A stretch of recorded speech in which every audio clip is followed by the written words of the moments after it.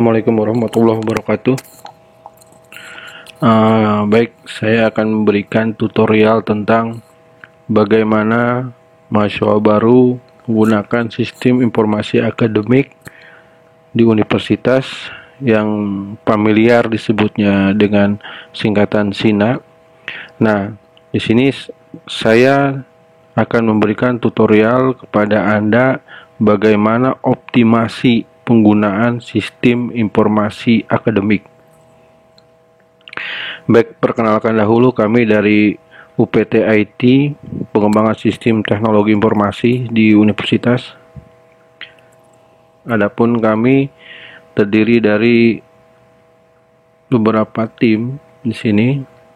Ini struktur organisasi UPT IT, development atau pengembangan sistem teknologi informasi, Kepala UPT Taufik Hidayat, Eskom Mkom, Kepala Bagian Pengembangan Sistem Informasi dan Database, Muhammad Ridwan, Eskom Mkom, Kepala Bagian Pengembangan Infrastruktur, Teknologi dan Informasi,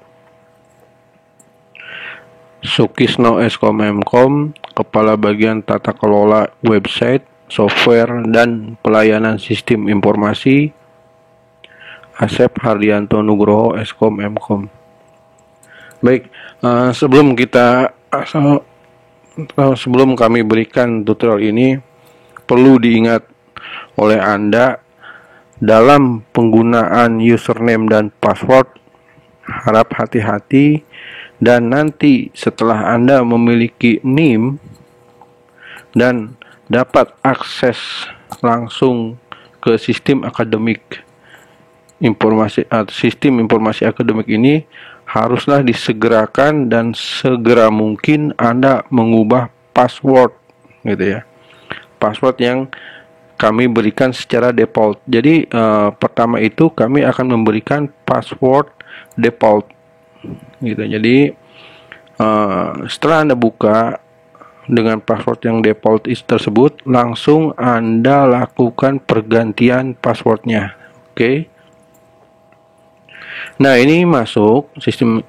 Jadi sistem informasi akademik ini adalah sistem yang sudah terintegrasi, baik itu akademik, keuangan akademik, dan sistem penerimaan mahasiswa baru (PMB). Tentu Anda sebelumnya sudah melakukan ujian saringan masuk. Nah, dalam ujian saringan masuk itu sudah terintegrasi dengan penerimaan mahasiswa baru. Jadi sudah terintegrasi semuanya, keuangan Anda, akademik Anda, baik itu nanti ke depannya ada K3, KKP, dan nanti ada P2KP, ada nanti wisuda, bimbingan skripsi, nanti ada dosen wali, itu semua, dan KRS pun itu semua terintegrasi. Kemudian perlu Anda ingat, dalam Anda melakukan membuka atau login ke sistem informasi ini, kalau Anda menggunakan smartphone atau handphone, upayakan posisinya landscape. Karena kalau posisi Anda portrait, di sini Anda akan kesulitan nanti melihat menu-menunya. Kalau landscape, Anda akan mudah seperti ini. Ini landscape, ini akan mudah. Terkecuali ini menggunakan laptop atau PC, itu amat sangat mudah karena kan tampilannya atau layarnya memang lebar ya. Baik. Alamat untuk akses Anda adalah di sini. Nanti Anda bisa ketikkan alamat URL-nya, alamat websitenya sina.unis.ac.id gitu. Kalau Anda ketik saja di sini langsung sina.unis.ac.id, maka secara otomatis akan muncul nanti halaman login gitu kan. Portalnya otomatis akan muncul. Anda ketik saja di situ. Ini alamatnya di sini. Saya perlihatkan ke Anda.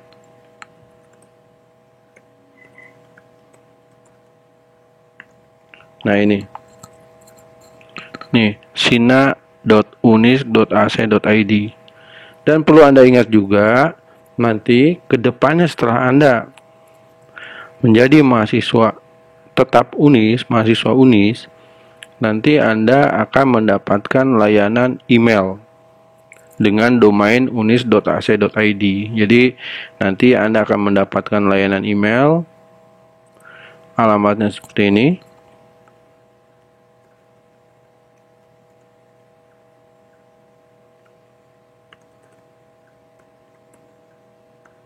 Nah, ini alamatnya. NIM Anda @unis.ac.id. Nah, ini email Anda nanti sebagai student, sebagai mahasiswa. Jadi perlu Anda ingat nanti.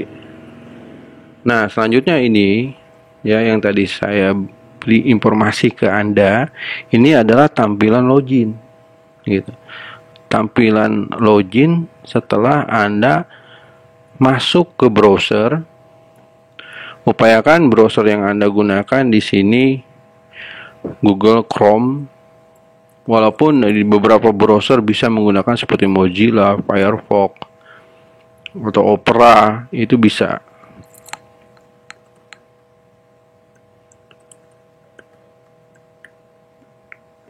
Nah ini alamatnya, alamat URL-nya.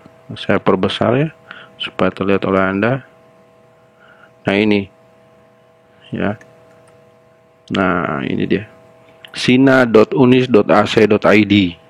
Itu alamatnya untuk Anda masuk nanti. Nah ini tadi yang saya bilang, saya sampaikan dari awal, kalau Anda sudah dapat masuk di sini, sudah masuk menggunakan password Anda ya yang default, yaitu tahun, bulan, tanggal. Langsung Anda lakukan adalah ubah password gitu. Di sini setelah Anda masuk ya, kemudian Anda langsung ubah password. Di situ ada tampilan ubah password gitu. Ya. Jangan lupa nanti Anda harus merubahnya, karena kalau tidak dirubahnya akan rugi kepada Anda, karena nanti mungkin saja digunakan oleh orang-orang yang tidak bertanggung jawab. Nah, kemudian setelah Anda, nah di sini ini lupa password, kalau Anda lupa, atau Anda bisa menghubungi UPT IT atau pengembangan sistem teknologi informasi yang berada di gedung A lantai 3 gitu. Kalau Anda lupa password, kalaulah Anda nanti menghadap tata usaha fakultas, nah bila mana nanti tata fakultas belum bisa menjawab, biasanya nanti langsung diarahkan ke kami kalau kaitannya dengan sistem, terkecuali kaitan dengan akademik. Kalau dengan sistem pasti ke kami. Misalnya lupa password, misalnya email Anda, dan email pun kalau Anda lupa password, itu bisa menghadap kami dengan membawa surat dari fakultas gitu. Ya, diupayakan itu ada surat dari fakultas. Kenapa? Karena nantinya tidak menjadi tanda tanya bagi kami gitu loh ya. Nah ini portal Anda. Setelah Anda masuk sebagai mahasiswa dan Anda login di sini, Anda bisa masuk. Nah ini yang saya bilang tadi, ganti password, ganti kata sandi. Ini Anda klik, nanti akan keluar ubah password. Nah itu penting sekali bagi Anda ya, ubah password. Langsung klik, ada ubah password di situ. Nanti ada tampilan password baru dan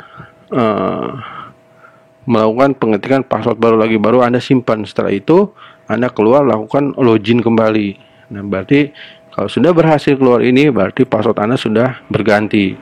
Itu yang sangat Anda harus lakukan pertama kali, ubah password ya. Nah kemudian pada halaman portal mahasiswa perlu Anda ingat, perlu Anda ketahui, di sini ada informasi berita yang secara real time. Nanti informasi-informasi terkait akademik biasanya di sini akan tampil. Ini akan tampil gitu. Seperti ini akan tampil ya. Informasi akademik. Nanti di sini ada jadwal kuliah per hari. Ya, per hari di mana Anda kuliah sesuai dengan jadwal kuliah. Nah, ini yang di bawahnya ini untuk nanti, besok atau lusanya. Nah, kemudian di sini ada jadwal ujian. Ada ujian seperti UTS, UAS, seperti itu. Ya. Nah, setelah itu, nah di sini ada menu ya, ada 3 menu: portal, perkuliahan, dan laporan. Nah, di sini saya akan perlihatkan, saya akan buka di sini untuk menu portal. Ada data mahasiswa, dashboard, dan konsultasi. Nah, konsultasi ini adalah nanti Anda konsultasi dengan dosen wali Anda pada saat Anda pengisian KRS, entah itu Anda sharing tentang perkuliahan, akademik, seperti itu. Di sini di kuesioner diisi pada saat Anda nanti setelah mengikuti perkuliahan atau di UAS. Biasa setelah UAS itu ada kuesioner untuk menilai dosen Anda, dosen mata kuliah Anda. Nah, selanjutnya ada KRS di sini, kartu rencana studi ya. Nanti ini akan digunakan pada saat Anda masuk di semester 3 gitu. Karena semester 1 2 itu Anda mata kuliahnya itu paket ya, sudah ada mata kuliahnya. Nah, ini jadwal minggu ini yang tadi saya perlihatkan. Ini jadwal per semester. Satu semester itu akan muncul jadwal di sini. Ini kartu hasil studi gitu, atau IPS ya. IPS Anda, indeks prestasi semester, nilai per semester Anda. Nah, ini ada riwayat keuangan Anda bisa mentrace, melihat keuangan Anda sudah bayar, sudah lunas, ini akan muncul di sini, tampil di sini. Kemajuan belajar. Di kemajuan belajar ini Anda akan tahu, Anda akan lihat. Itu. Nah, di sini akan ketahuan. Sebetulnya ini bisa juga dilihat oleh orang tua Anda bila mana Anda berikan akses. Gitu. Di kemajuan belajar ini, misalnya Anda ini kaitan dengan perkuliahan Anda, nilai Anda, gitu kan, ada di kemajuan belajar. Ini status semester, apa aktif atau tidak aktif ya. Mengulang. Nah, ini mata kuliah yang tidak lulus. Ini transkrip. Nah, nilai pengisian kuesioner seperti yang atas tadi. Kurikulum mahasiswa, cetak UAS. Ini apabila Anda nanti ikut UTS atau UAS, nanti Anda bisa cetak, tapi dengan syarat setelah Anda melalui administrasi atau memenuhi syarat administrasi, barulah Anda dapat mencetak kartu UTS dan UAS. Nanti si sistem ini akan otomatis membuka dan menutup. Nah, ini untuk pengajuan cuti berhenti, yaitu misalnya Anda cuti. Nah, ini pengajuan berhenti studi, jadi cuti.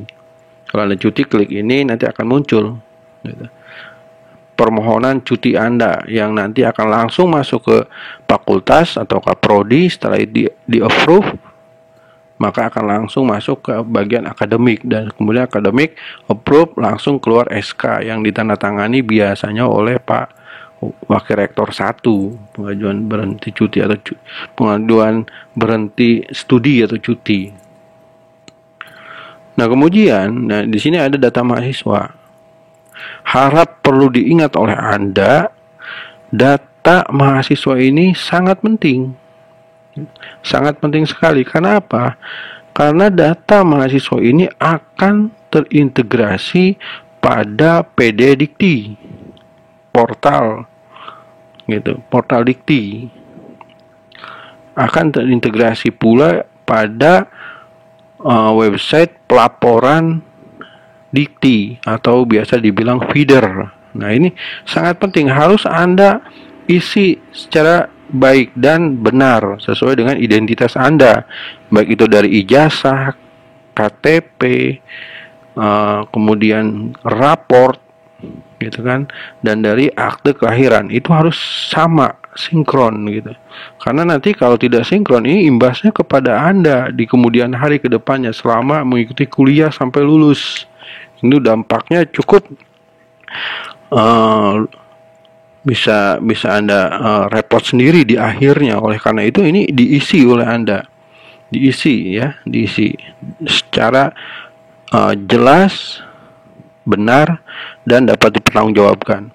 Di sini ada NIM, nama, fakultas, jurusan, konsentrasi Anda di apa, gitu. Jadi pemilihan bidangnya. Nah ini kalau untuk periode masuk tahun itu sudah otomatis akan tampil, status mahasiswa akan tampil, gitu kan. Nah kemudian biodata di sini ada jenis kelamin, tempat lahir, tanggal lahir, agama, email kampus. Nah itu yang saya tadi bilang dari awal, saya sampaikan dari awal. Ada email kampus, email pribadi sama, ini email yang Anda gunakan. Kalau email pribadi itu email Anda, kalau email kampus email yang diberikan oleh kampus dengan domain unis.ac.id. Nah ini status Anda ya, nomor KTP, nomor kartu keluarga, dan nanti di bawahnya ada nomor kontak. Itu penting sekali ya untuk nanti komunikasi. Kemudian tempat tinggal, alamat. Nah di sini alamat nanti Anda isi. Itu keluarga, status keluarga, orang tua, ibu bapak. Di sini ya, pendidikan. Nanti ada pendidikan, asal pendidikan dari mana, ya. Pendaftarannya nanti mulai apa. Di sini ya pekerjaan bagi Anda yang bekerja atau belum, silakan Anda isi. Ini harus lengkap ya, harus lengkap. Kemudian yang saya sampaikan tadi ada konsultasi. Nah inilah Anda nanti di semester 3 akan mendapatkan dosen wali. Nah dosen wali inilah tempat Anda sharing, tempat Anda konsultasi, bukan hanya pada saat mengisi KRS. Tapi dosen wali ini oleh Anda, mungkin Anda sebelumnya di sekolah menengah atas atau sederajat itu ada yang namanya wali kelas. Anda dosen wali itu seperti itu posisinya. Kalau untuk di kampus perwalian biasanya dibilang seperti itu. Nah di sini Anda ketik tambah, maka nanti akan muncul, akan tampil dosen wali Anda siapa. Nah nanti biasanya tampilnya itu di semester 2 atau 3, tapi biasanya di semester 3 akan tampilnya untuk dosen wali ini.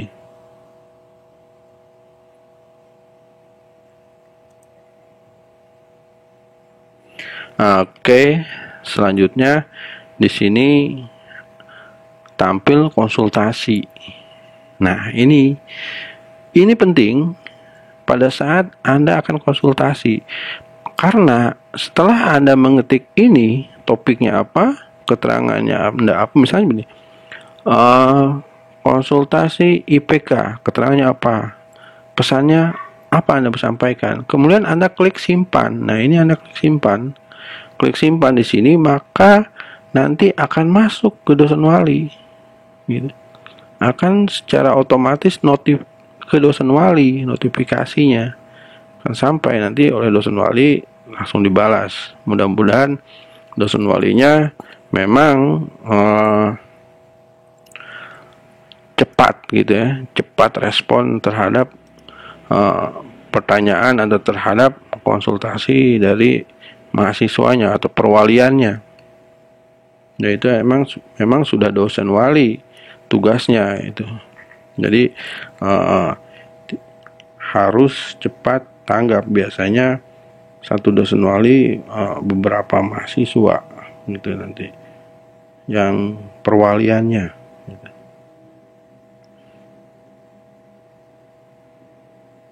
Nah selanjutnya di sini akan saya tunjukkan kembali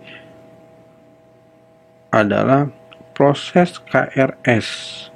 Nah, yang saya sampaikan dari awal, proses KRS itu nanti manakala Anda masuk semester 3. Gitu. Semester 3. Nanti ada KRS di Anda itu. Karena memang Anda harus mengajukan mata kuliah dan itu sesuai dengan IPK Anda gitu loh, sesuai dengan IPK Anda KRS tersebut. Karena kalau IPK Anda tinggi, maka nantinya mengambil mata kuliah pun bisa maksimal Anda kalau IPK Anda tinggi. Tapi kalau Anda IPK-nya rendah, maka Anda mengambil SKS-nya pun akan otomatis sedikit gitu ya. Nah, selanjutnya di sini mahasiswa memiliki beberapa tagihan. Nah, kalau nanti Anda mengisi KRS, kenapa kok belum bisa gitu? Berarti Anda ada tagihan. Nah, akan muncul notif di sini. Ini akan muncul notifikasi di sini. Nah, ini jumlah 6 mata kuliah. Kelasnya apa yang Anda ambil? SKS berapa? Jadwal. Nah, nanti jadwal akan tampil. Anda tinggal memilih saja jadwalnya nanti. Nah, itu ya. Jam berapa? Hari apa? Kemudian dosennya siapa? Dosen pengampunya siapa? Pengajarnya siapa?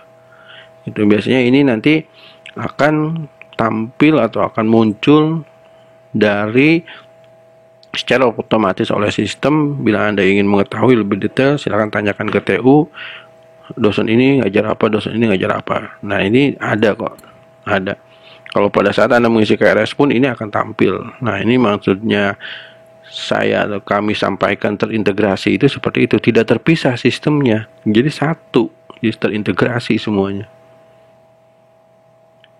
Nah, ini kartu hasil studi yang saya sampaikan tadi, ada IPS, ada IPK ya di sini. Nah, ini SKS-nya berapa, nilainya berapa, gitu loh.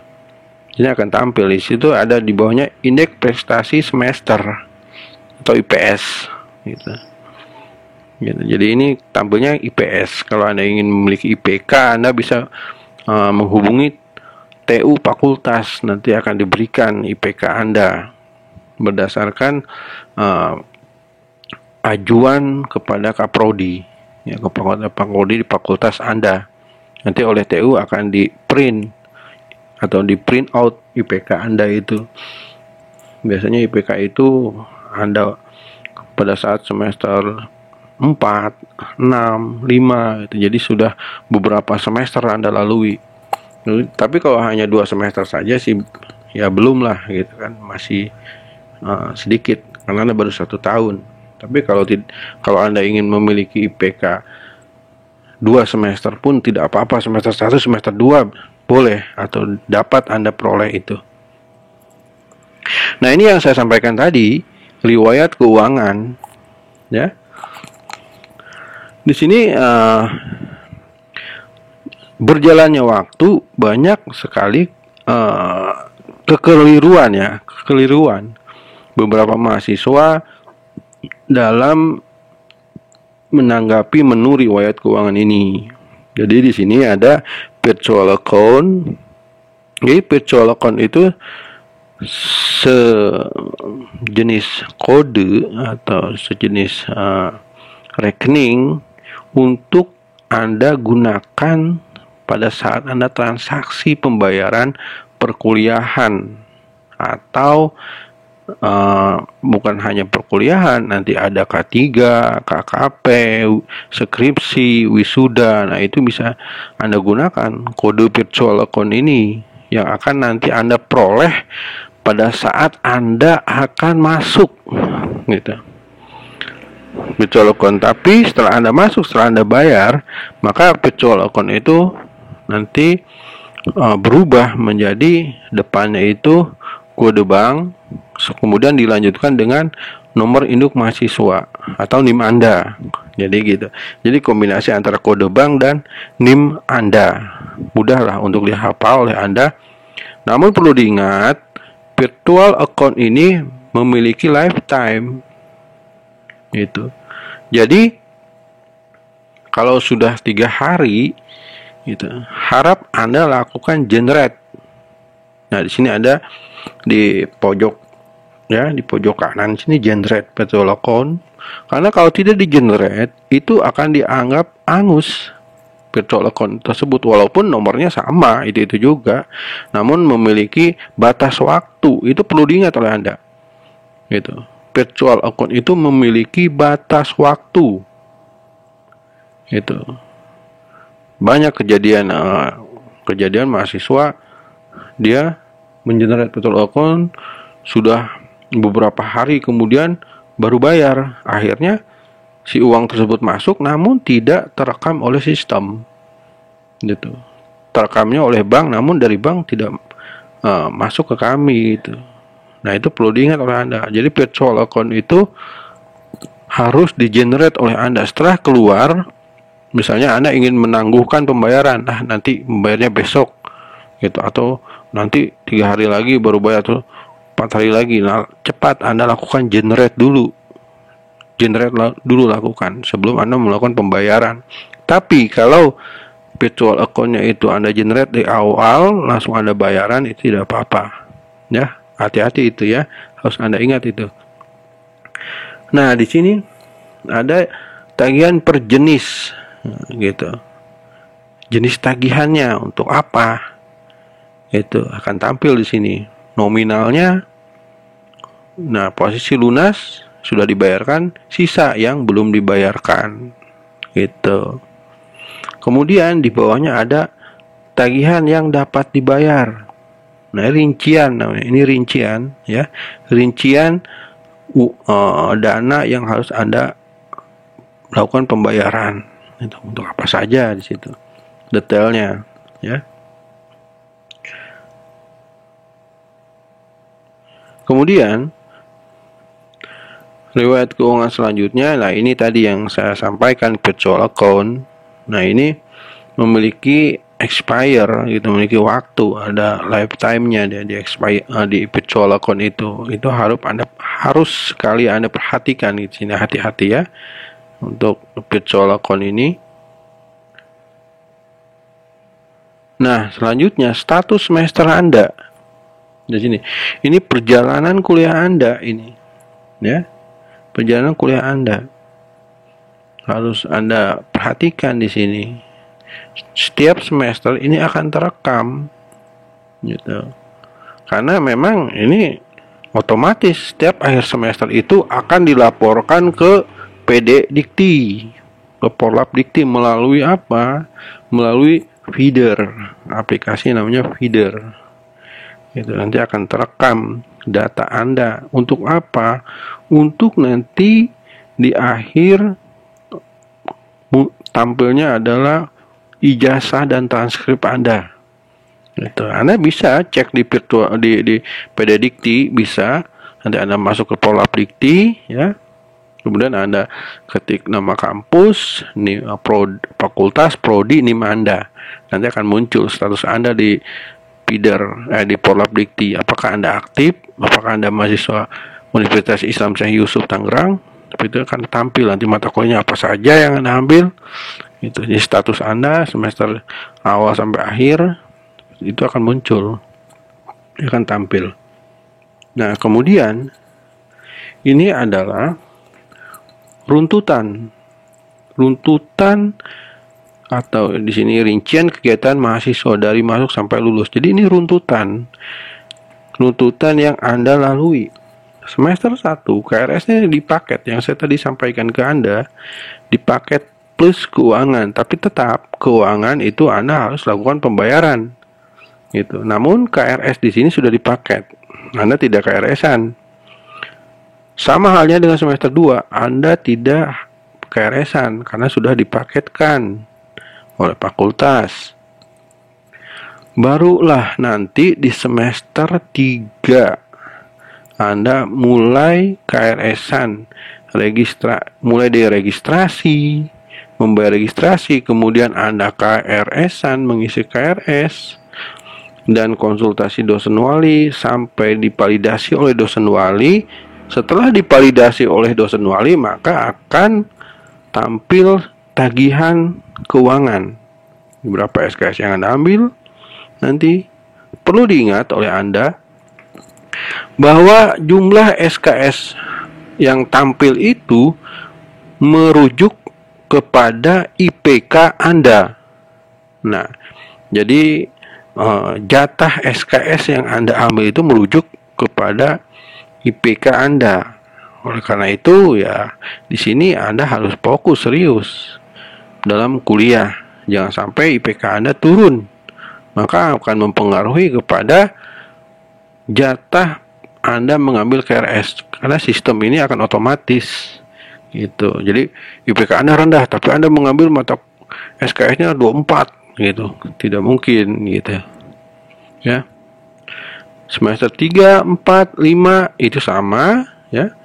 Bedanya di sini di semester 6 karena di semester 6 nanti Anda ada kuliah kerja praktek.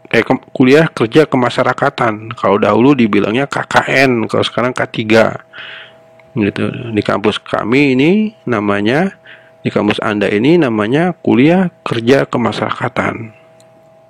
Nah, itu pun ada softwarenya, ada aplikasinya, namanya SIKK. Nah, SIKK ini akan terintegrasi langsung kepada sistem informasi akademik. Nanti ada PPL, P2KT, nah seperti itu. Nah, di sini keuangannya Anda akan bertambah, entah itu Anda K3, nanti kemudian Anda PPL atau Anda P2KT. Itu untuk antara PPL dan P2KT itu adanya di fakultas masing-masing ya. Kalau K3 semua mahasiswa, semua fakultas itu mengharuskan kepada mahasiswanya mengikuti K3. Seperti itu. Semester 7 sama ya dengan semester 3, 4, 5. Nah, ini di semester 8. Di semester 8 ada skripsi dan wisuda. Sama, skripsi juga dan wisuda ada aplikasinya, ada softwarenya yang terintegrasi langsung kepada sistem informasi akademik atau SINA. Gitu. Sistem informasi akademik. Nah, untuk 9, 10 sampai 14 ini bila mana memang Anda banyak cuti ya bisa saja Anda cuti semester 9, masuk semester 10 terus Anda cuti lagi. Gitu. Jadi jatahnya cuti itu hanya boleh diambil 2 atau 4 kali. Namun di sini tidak estafet. Jadi Anda hanya dibolehkan loncat-loncat gitu. Jadi tidak estafet 1 tahun cuti gitu kan. Gitu. Jadi loncat-loncat gitu, seperti itu. Nah, kemudian di sini ada rincian keuangan. Nah, di semester 1 kan ada BPPS ya. Nah, BPPS itu variatif. Ada yang 12 kali, 3 kali, atau 1 kali langsung Anda bayar tunai seperti itu. Kalau yang 12 kali, maksudnya di sini adalah Anda lakukan cicilan atau pembayaran seperti itu. Lakukan cicilan. Sama di semester 3 juga, ini antara semester 1 dan semester 3 antara semester 1 dan semester 2 sebutnya 1 gitu kan. Karena kan ada di paket gitu. Ini sama 1. Jadi 12, 3, 1 sama saja nih. Bukan berarti semester 1 12 kali bayar, semester 2 12 kali bayar. Tidak gitu. Jadi ini satu kesatuan gitu. Karena memang Anda semester 1 dan 2 itu dipaket 1 tahun gitu. Dalam 1 tahun itu Anda silahkan mau bayar 12 kali, 3 kali, atau 1 kali bayar. Maksudnya seperti itu gitu. Dalam setahun itu nanti tergantung Anda mengambil fakultas apa, kelasnya apa, pagi atau sore. Biasanya berbeda ya, beda perlakuannya atau beda biayanya. Itu bisa Anda lihat di brosur di UPT Humas Marketing atau di website kami ya, di website unis.ac.id. Ada websitenya, silakan Anda lihat. Alamatnya unis.ac.id-nya. Jadi untuk informasi-informasi bisa Anda akses di alamat website ini.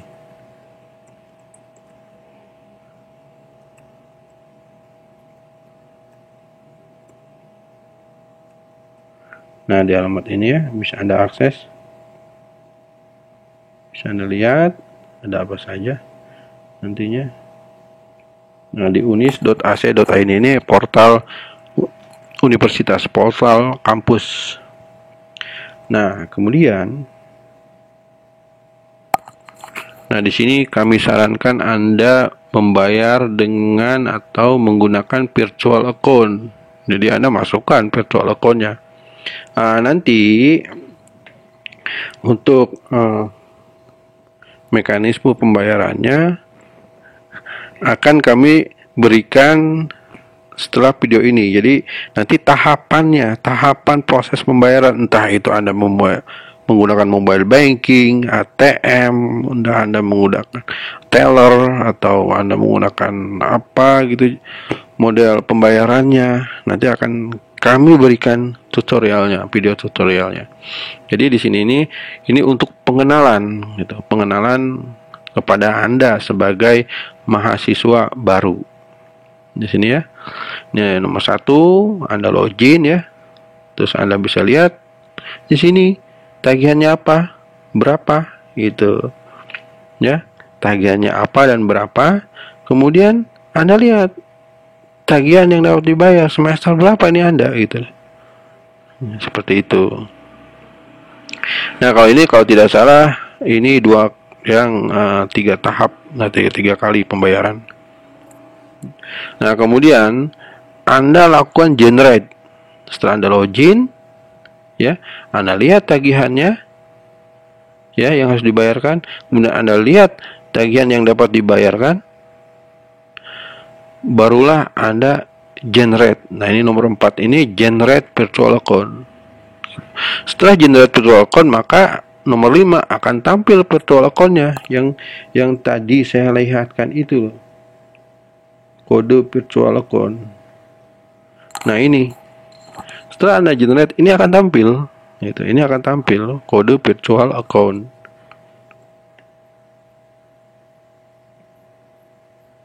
Nah, ini dia. Ini kode virtual account sama seperti tadi ya. Setelah Anda generate nomor 4, baru muncul nomor 5, kode virtual account. Gitu. Nah, kami kerjasama dengan Bank BNI Syariah.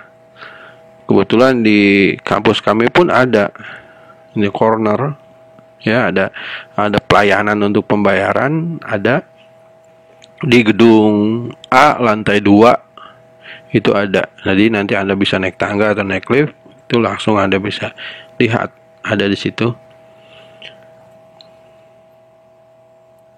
Nah, ini di sini ya.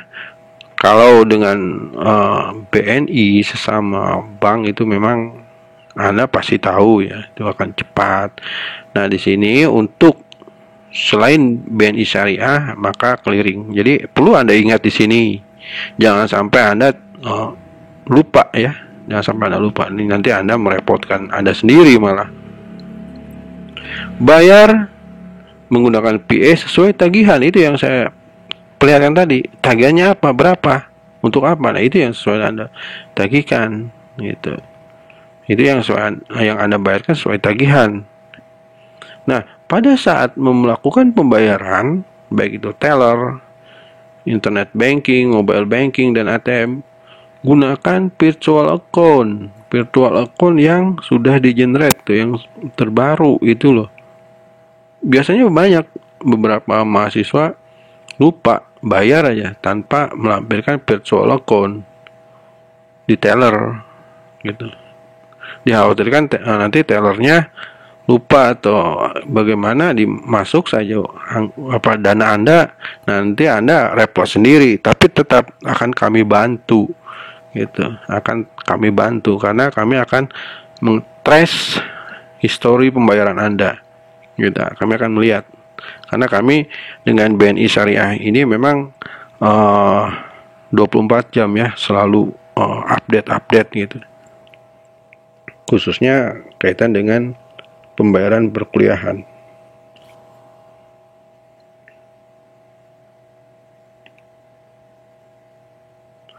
Nah, perlu Anda ingat, kaitan akademik Anda dapat menghubungi BAAK atau BAK.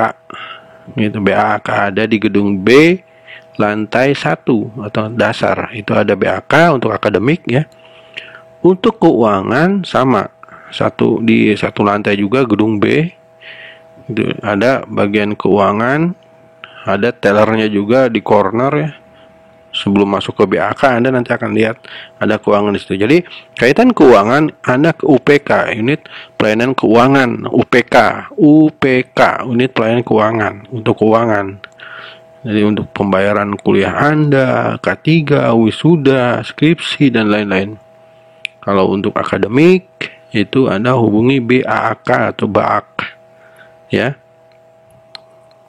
Kalau UPT IT itu kaitan dengan sistem, kaitan dengan jaringan internet atau intranet, pengembangan sistem gitu.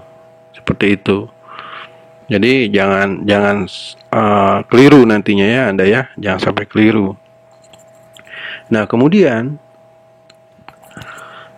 ini adalah notifikasi. Kami kerjasama dengan vendor ya. Nah, nanti ini notif muncul atau masuk kepada Anda. Nah, oleh karena itu, nomor telepon dan email yang Anda gunakan jangan sampai salah. Tadi di biodata Anda. Di biodata Anda itu jangan sampai salah. Karena kalau salah nanti ya Anda tidak mendapatkan notifikasi. Itu ya, tidak akan mendapatkan notifikasi. Gitu ya. Ini contoh saja ya, ini contoh saja. Nanti juga Anda akan mendapatkan notifikasi. Karena memang vendor kami ini kerjasama dengan beberapa kampus. Jadi bukan hanya kampus ini saja, jadi ada beberapa kampus juga. Ya. Dan Anda perlihatkan ya, ini ada total, ada ilustrasinya berapa. Nah, kemudian pengajuan berhenti kuliah atau cuti ya. Yang tadi saya sampaikan di awal, ada cuti. Nah, cuti ini sudah terintegrasi dari mulai usulan Anda masuk ke fakultas, kemudian fakultas dilakukan verifikasi atau di-approve, masuk langsung ke BAK. Nah, nanti sampai keluar nanti SK cuti, dan di status Anda nanti cuti itu statusnya. Di status portal Anda ini, di sistem informasi akademik ini, di SINA ini, maka Anda statusnya adalah cuti. Nah, bagaimana pindah kelas pagi atau sore? Nah, sekarang ini ada form isian, ada formulir isian online. Nanti Anda bisa menghubungi fakultas kalau ingin pindah kelas pagi atau sore ke pagi ya. Nanti Anda isi di situ alasannya kenapa pindah gitu. Ada di situ formulirnya, nanti Anda isi dengan online gitu. Jadi untuk memudahkan Anda, bisa Anda minta ke fakultas atau Anda ke Humas Marketing, di mana Anda pertama kali melakukan pendaftaran masuk kuliah. Itu antara Humas Marketing atau di fakultas Anda masing-masing. Ada itu formulirnya. Terus pindah sistem kuliah atau KRS gitu. Ya, ada KRS-an atau pindah sistem kuliah.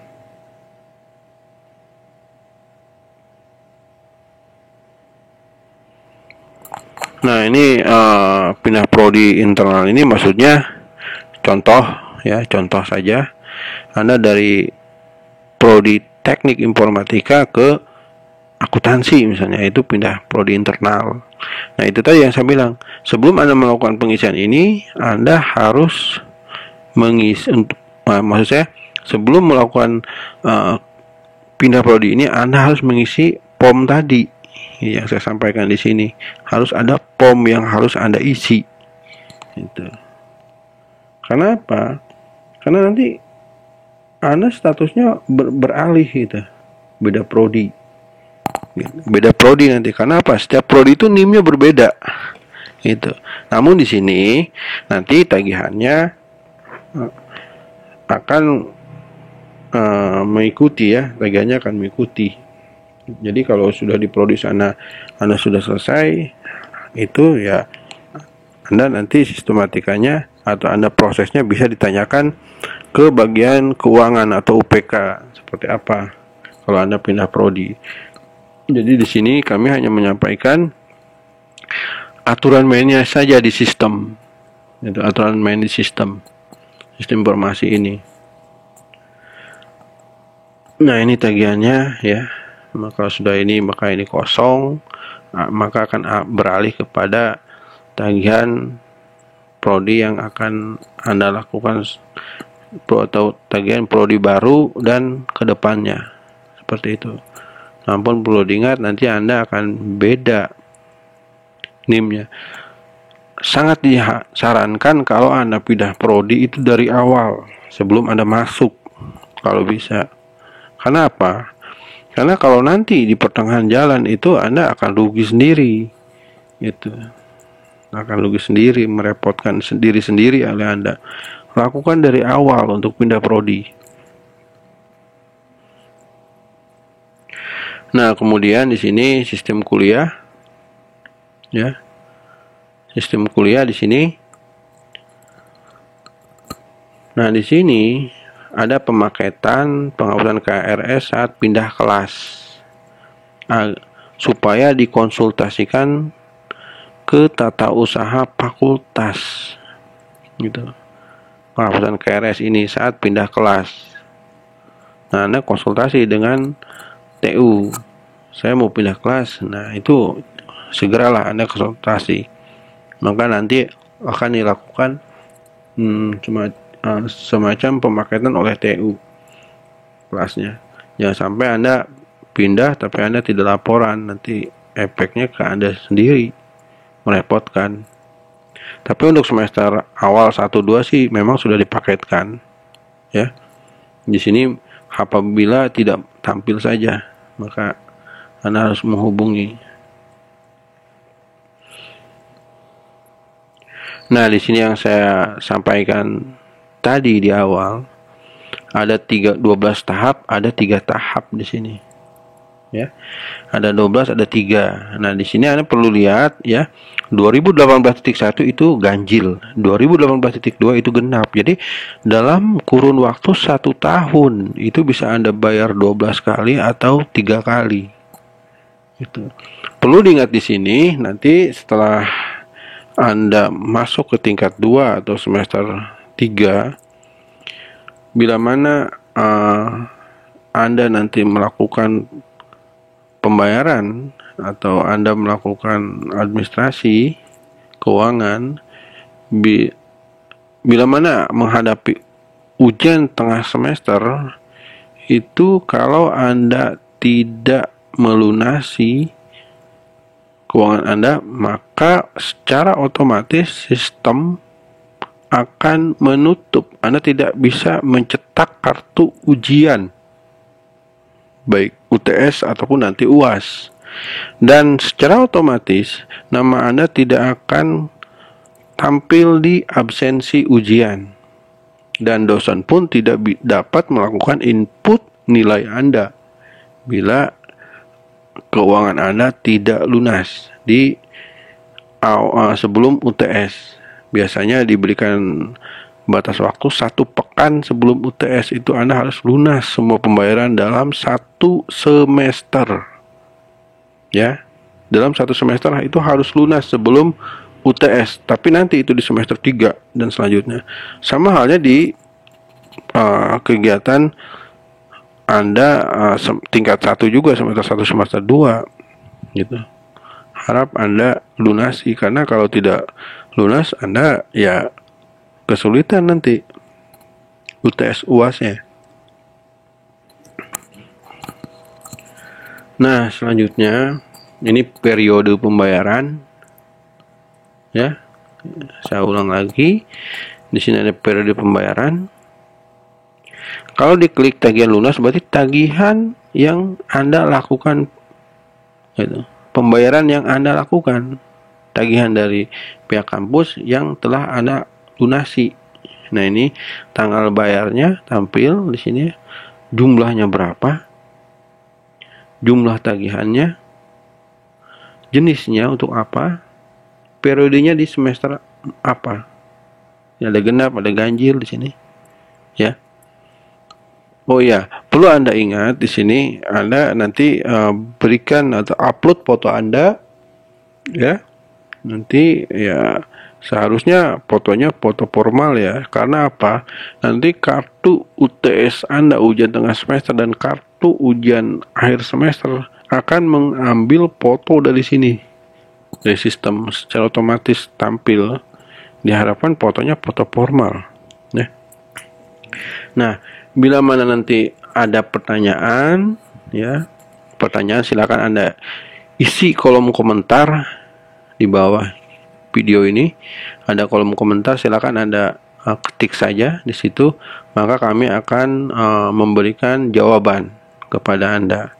Kalau sampai masih Anda belum paham juga, dapat Anda menghubungi UPT IT atau PSTI.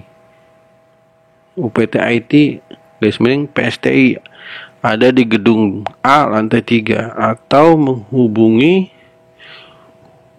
UPT Humas Marketing di gedung B lantai 2. Tapi sebelumnya Anda menghubungi tata usaha fakultas terlebih dahulu. Karena apa?